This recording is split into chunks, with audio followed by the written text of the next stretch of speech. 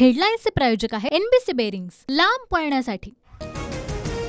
काल सोबत होता तोच आता आपला शत्रू, धनुष्यबाणही चोरलं। महाराष्ट्रातील सर्व प्रकल्प गुजरातला नेले, आता तुम्हीही जाणार का? उद्धव ठाकरेंचा सवाल। 2024ला केंद्रामध्ये आमची सत्ता येणार आणि आम्ही आणणारच। जय श्रीकृष्ण बोला, हुकुमशाहीला संपवा। उद्धव ठाकरेंचा भाजपवर निशाणा, तर आमचं ओरबाडून गुजरात मजबूत करू नका, ठाकरेंची टीका। काही राज्यात निवडणुकांच्या वेळेला भाजपला मत दिल्यास मोफत रामलल्लाच्या दर्शनाच्या घोषणा, पण रामलल्ला तुमची मालकी आहे का? उद्धव ठाकरेंचा हल्लाबोल। बारामतीत आजवर तुम्ही अनेकांचं ऐकलं, आता इथून पुढे फक्त माझं ऐकायचं, इतर कोणाचंही नाही। बारामतीमधल्या कार्यकर्ता मेळाव्यात अजित पवारांचं आवाहन। काहींनी वयाच्या 38व्या वर्षी वेगळा व्हायचा निर्णय घेतला, तर मी वयाच्या 60व्या वर्षी निर्णय घेतला। अजित पवारांची शरद पवारांवर टीका। सूत्रांच्या माहितीनुसार मवियाचं जागा वाटप ठरलं। ठाकरे गट 20, शरद पवार गट 10, काँग्रेस 16, तर वंचित आघाडीसाठी 2 जागा। मात्र मवियाचा फॉर्म्युला 15 दिवसात कळणार, सुप्रिया सुळेंची माहिती।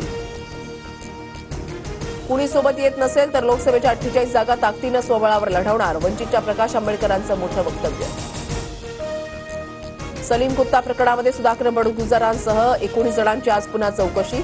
भाजप पदाधिकाऱ्याच्या सहभागाबाबत बडगुजर काय बोलणार, याकडे लक्ष। 20 जानेवारीला जरांगेंचा चलो मुंबईचा नारा, 10 लाख गाड्या, 3 कोटी समाज मुंबईमध्ये धडकण्याचा दावा। आझाद मैदान किंवा शिवाजी पार्कमध्ये आमरण उपोषणाची घोषणा। विदर्भात काँग्रेसला मोठा धक्का, जिल्हा बँक घोटाळ्यामध्ये सावनेरचे आमदार सुनील केदारांची आमदारकी रद्द। 5 वर्ष शिक्षेच्या फरमानानंतर केदार सध्या रुग्णालयात। मुंबईच्या सुनाभट्टीमध्ये अज्ञाताकडून गोळीबार, एकाचा मृत्यू, 4 जण जखमी। जखमींवर सायन रुग्णालयामध्ये उपचार सुरू। दाऊद इब्राहिमच्या मुंबई आणि रत्नागिरीमधल्या मालमत्तांचा 5 जानेवारीला लिलाव, आंब्याच्या बागा आणि बंगल्याचा समावेश। सरकारकडून मोठा धक्का। राज्यात एप्रिल मे महिन्यामध्ये पाणीबाणीचं संकट ओढावण्याची शक्यता, 3000 धरणांमधील पाणीसाठा 76%वर। ड्युटी संपवून दुचाकीवरून घरी जाणाऱ्या पोलीस हवालदाराचा पतंगाच्या मांजानं गळा चिरला, उपचाराआधीच मृत्यू। सांताक्रूजमधील धक्कादायक घटना। ठाण्यात कोरोनाचा शिरकाव, आतापर्यंत JN1 व्हेरियंटचे एकूण 5 रुग्ण, नवे रुग्ण सध्या होम क्वारंटाईन। दुचाकीवर ट्रिपल सीट बसल्यास आता दुचाकी जप्त होणार, नाशकातील वाहतुकीचे नियम कठोर होणार, लवकरच अंतिम निर्णय। सिद्धिविनायकाच्या चरणी अर्पण केलेल्या दागिन्यांचा आज सकाळी लिलाव, फोटो, दागिने, हार आणि इतर वस्तूंचा लिलावात समावेश।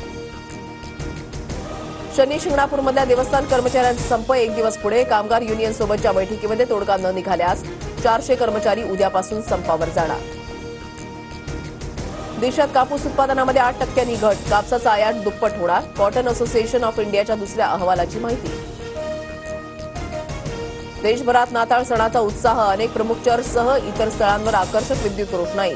धुळ्यातील सेंट अँथनी चर्चमध्ये ख्रिसमस साजरा। राज्यातील कोरोनाबाधितांची संख्या 153वर, काल 50 नव्या रुग्णांची नोंद। सध्या राज्यातील मृत्यूदर 1.81%। हेडलाईन्सचे प्रायोजक आहे एनबीसी बेरिंग्स, लांब पळण्यासाठी।